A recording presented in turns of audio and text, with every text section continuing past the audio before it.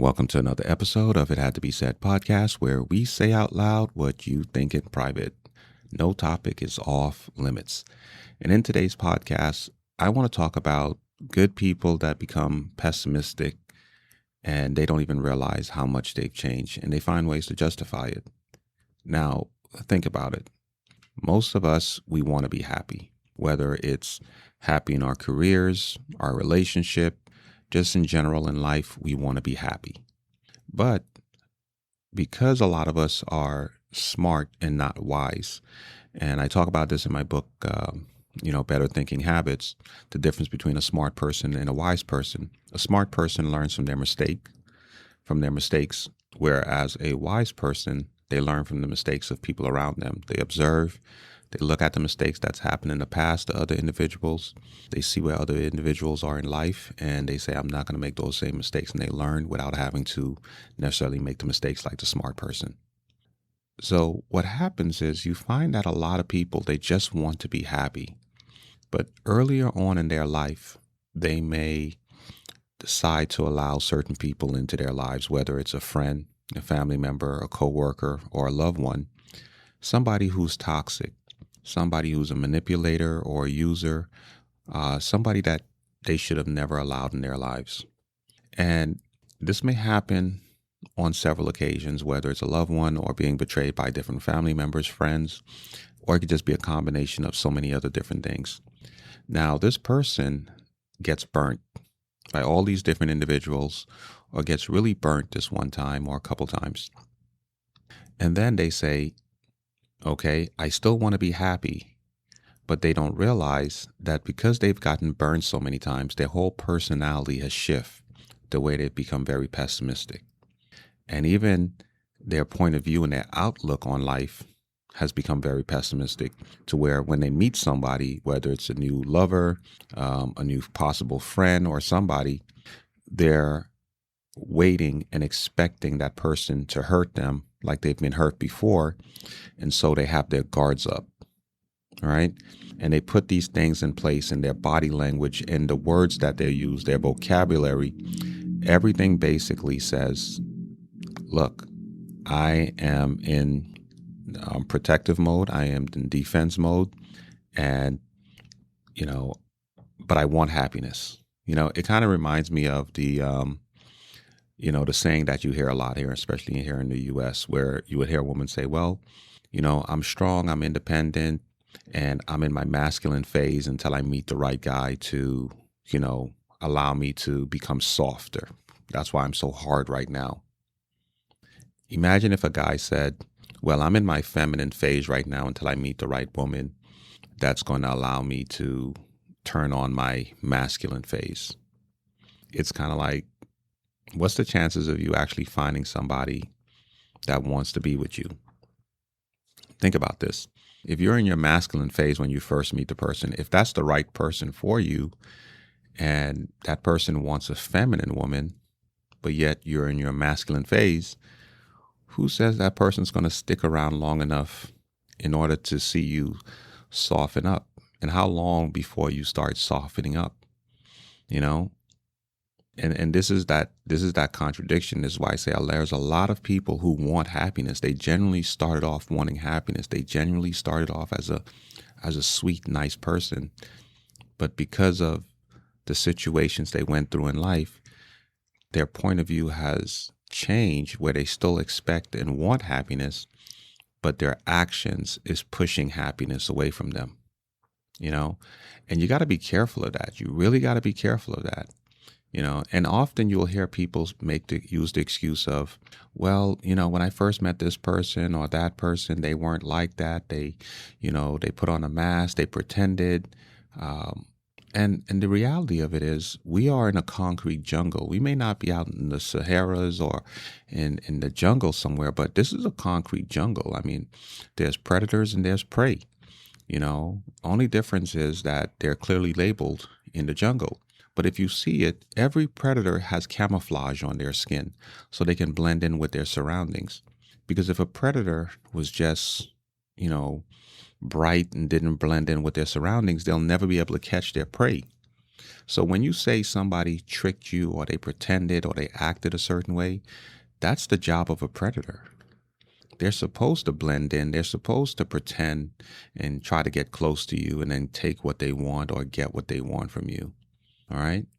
You can't get mad at the predator for being a predator. What you have to do is you have to be willing to say, look, I made some mistakes. I have to learn from my mistakes. I got into some bad situations. I know what to look out for.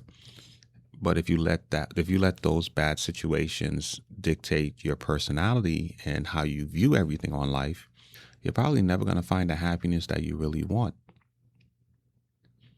And I say this because, I've had some conversations, and in the conversations I had a lot of people who basically say, you know, I know people who've done this, and these guys are this, and these women do this, and everything else like that. I'm like, no, it's the women you chose. I tell the guys, it's the women you chose to date. I tell the women, it's the guys you chose to date. But what happens when you come across the right one? You know, when you come across the right one, you find a way to f it up because you're basing that off of the bad decisions for the bad people you decided to get with earlier. You know, and that's the crazy thing. It's like a lot of times what I find as well is that the person who was taken advantage of or abused or, really abused, it could have been in a situation where the person was taken advantage of on several different occasions by different people, whether it's family members, friends, or loved ones, or it could just be one really bad traumatic experience.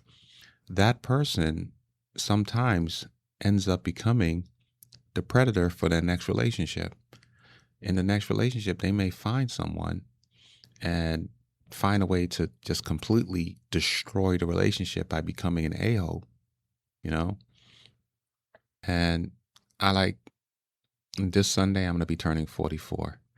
And I like to say that at a certain age, we've experienced a lot, and life throws a lot of things at us. And at a certain age, if you are, 35, 40, and life has thrown so much crap at you and you're still dealing with the same BS, it's more than likely because you're not willing to learn from the mistakes that you've made. And so therefore you may be a lost cause, you know? And that brings me to my next point. It's kind of like sometimes we have family members and friends and people that we really care about. We want to see them succeed. We want to help them get out of that rut. But you got to pay close attention to these people. Look at their actions, look at their attitude, look how they perceive things in life. Have they become a full-blown pessimist to where they just expect bad things to happen? So no matter how much you help them, they're going to find a way to just be negative. And there are plenty of people out there like that. So you have to be careful who you decide to get involved with, whether it's a friend, a family member, or a loved one. Who do you decide to let into your circle? Because, having the wrong person around you, it can really have an effect on your future. Because sometimes we invest years into relationships and things just don't work out.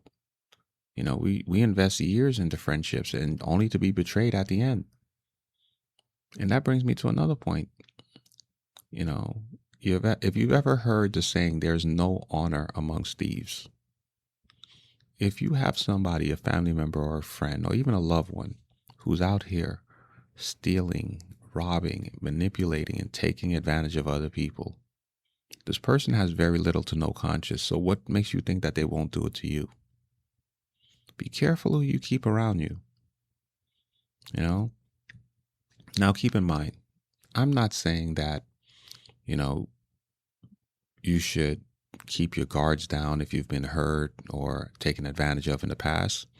But what I am saying is that, you need to be very conscious and aware of what you're doing, what you're saying, how you're interacting with other people. Because if you really do want happiness, you have to sit there and always remember, hey, am I becoming a pessimist? Am I scaring the right people away because I made a conscious decision to deal with the wrong people? And now that I have those people out of my lives and I have the right people coming around, am I scaring them away? And because that's typically what happens. You should still be aware and observe and keep your guards up, but double check yourself to see if you have become a pessimist. And if you are a pessimist, or if you have become a pessimist and you don't like that, you know, you can change it.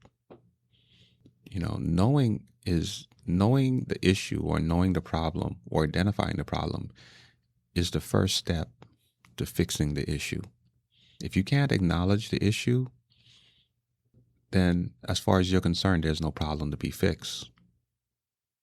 My name is Adley Telford. I post new podcasts every Tuesday and Thursdays. Ladies and gentlemen, good night. Tired of your car insurance rate going up, even with a clean driving record?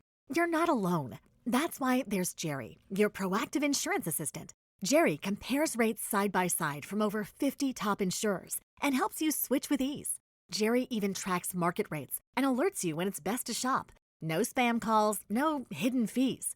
Drivers who save with Jerry could save over $1,300 a year. Switch with confidence. Download the Jerry app or visit jerry.ai/Libsyn today. That's JERRY.ai/LIBSYN.